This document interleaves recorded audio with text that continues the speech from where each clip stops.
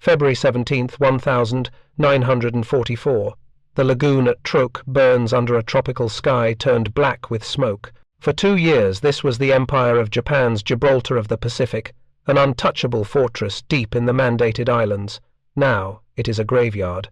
But amidst the chaos of sinking merchant ships and burning oil, a different kind of predator is moving through the azure waters. Inside the armored bridge of the USS Iowa, moving at a crushing 32 knots, Captain John McCrea stands before the plotting table. The numbers coming through are staggering.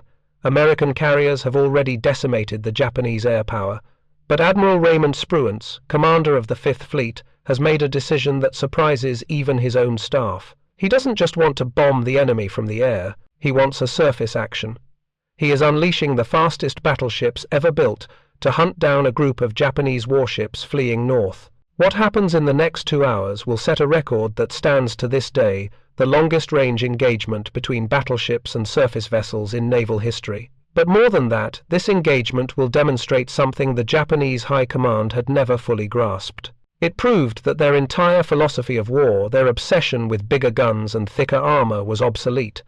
The Americans didn't just bring more firepower, they brought math. They brought the ability to hit a target they couldn't even see. This is the story of how technology defeated tradition. This is the story of why the Imperial Japanese Navy actually lost.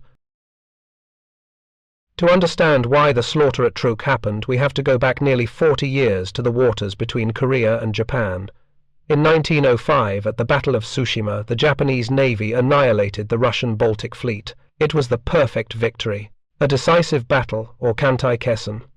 The Japanese fleet closed the range, used their superior training, superior optics, and fighting spirit to smash the enemy in a single afternoon. This victory intoxicated the Japanese naval establishment. For decades they planned to repeat it. They built their entire navy around this one concept. They believed that a future war with America would be decided by a massive clash of battleships in the Western Pacific. Their doctrine relied on 3 things: the spirit of the crew, the size of the guns, and the eyes of the lookouts. Japanese naval theorists believed battles would be fought at ranges of 10 to 15 miles distances where their incredible optical rangefinders were supreme. They knew they couldn't outbuild American industry, so they decided to outquality them. They built the Yamato and Musashi ships with 18-inch guns designed to crush any American rival. But there was a flaw in their thinking, a fatal blind spot. They assumed the enemy would fight the same way. They assumed the enemy would need to see them to hit them. They did not anticipate that the United States Navy would replace the human eye with a radio wave. Back to February 17, 1944. The Japanese light cruiser Katori is running for her life.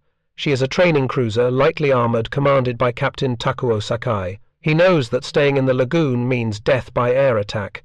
He slips out the North Pass. Accompanying her are the destroyers Maikaze and Nawaki and a converted merchant cruiser. They have a head start. They are running at maximum speed, but they are being chased by monsters. Task Group 50.9, the battleships Iowa and New Jersey. These are not the slow, lumbering dreadnoughts of World War I. These are fast battleships capable of 33 knots. They are actually faster than the Japanese destroyers they are chasing. On the bridge of the Iowa there is no frantic searching with binoculars. The horizon is empty.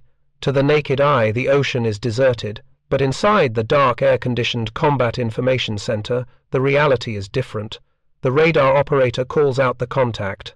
Range 32000 yards, 18 statute miles. The Japanese ships are hull down, hidden behind the curve of the Earth. Captain McCrea doesn't need to see them. He has the Mark 8 fire control radar. This data isn't just a blip. It's fed directly into a mechanical brain deep within the ship, the Mark 1A Rangekeeper. This analog computer, a masterpiece of gears and brass, is calculating where the Japanese ships will be in the 60 seconds it takes for a shell to fly 18 miles. Admiral Spruance gives the order. All ahead flank. Prepare for surface action. The trap is shut. At 14500 yards, Iowa opens fire. But this isn't a guess. This is mathematics made lethal.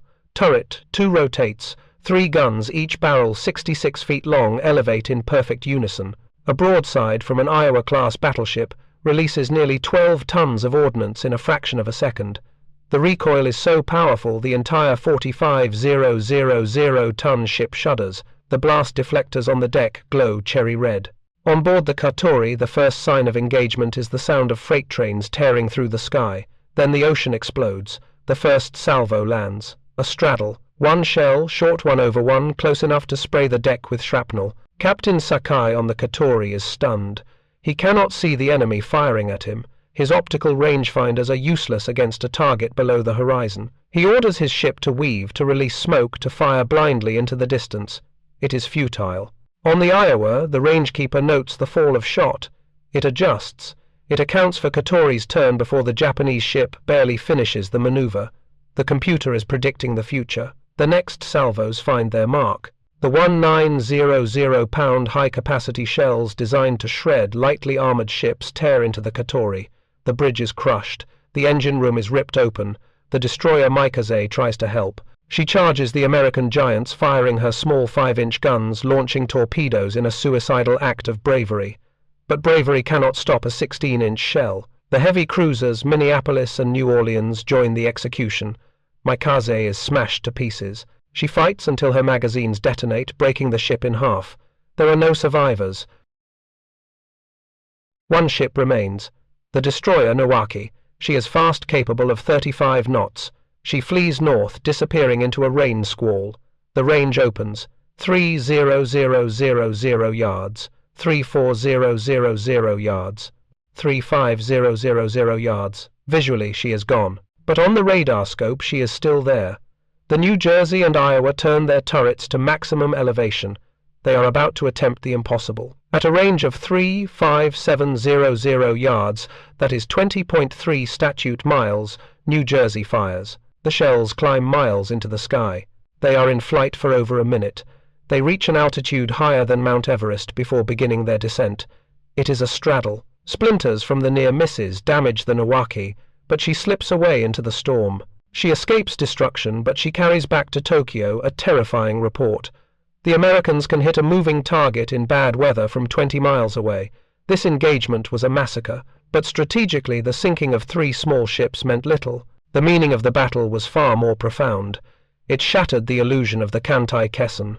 The Japanese had built the Yamato with the thickest armor in history, believing it would make her invincible in a gunfight. But at Truk, the US Navy proved that armor is irrelevant if you can be hit 100 times before you can even return fire.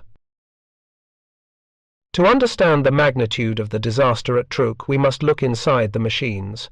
The Imperial Japanese Navy was not ignorant of radar. They had it, but there is a profound difference between having a technology and mastering it. The Japanese radar systems were isolated. Data from the screen had to be read by an operator, shouted to a plotter, calculated manually, and then entered into the guns.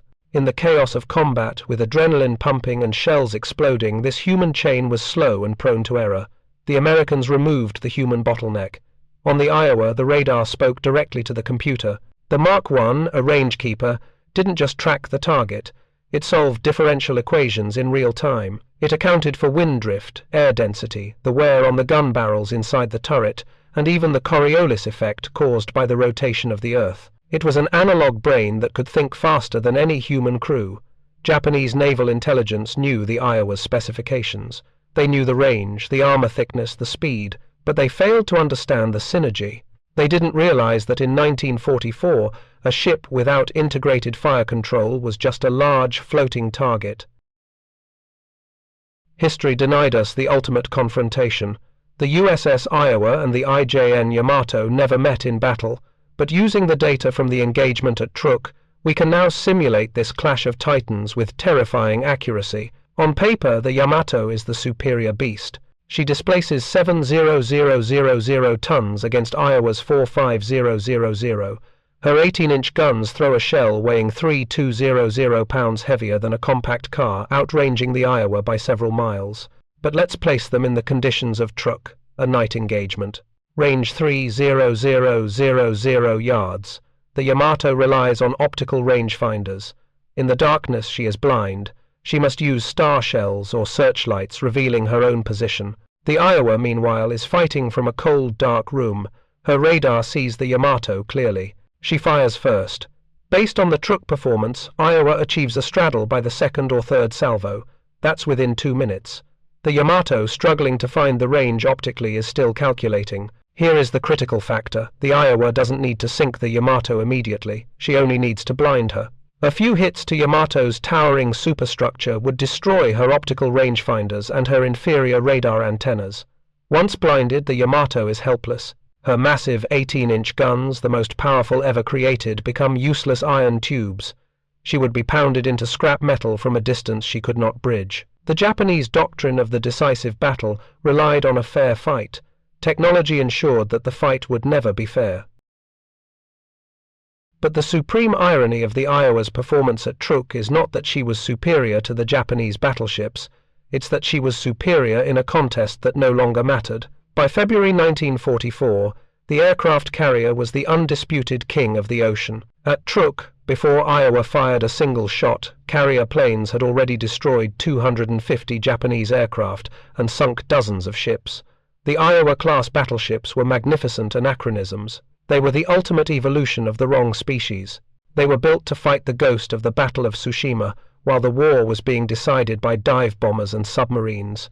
The Japanese Navy clung to their battleships until the very end. Both Yamato and Musashi were sunk by aircraft, never firing their main guns at an enemy battleship in anger. They died protecting a doctrine that had been dead for years. Today, Truk Lagoon is quiet. The wrecks of the Katori, the Maikaze, and the Oite lie on the bottom, transformed into vibrant coral reefs. They are underwater monuments to a navy that refused to adapt. The USS Iowa survives. She rests in Los Angeles, a floating museum. Visitors can walk her teak decks and stand inside the armored bridge where Captain McCrea once stood. The engagement at Truk was a footnote in the vast history of World War II. But it remains a powerful parable. It reminds us that in war, as in life, it is not enough to be strong. You must be smart. It is not enough to have the biggest weapon. You must have the vision to use it. If you enjoyed this deep dive into naval history, make sure to subscribe. Click here to watch our breakdown of the Battle of Leyte Gulf, or here for the secret history of the U.S. submarine service.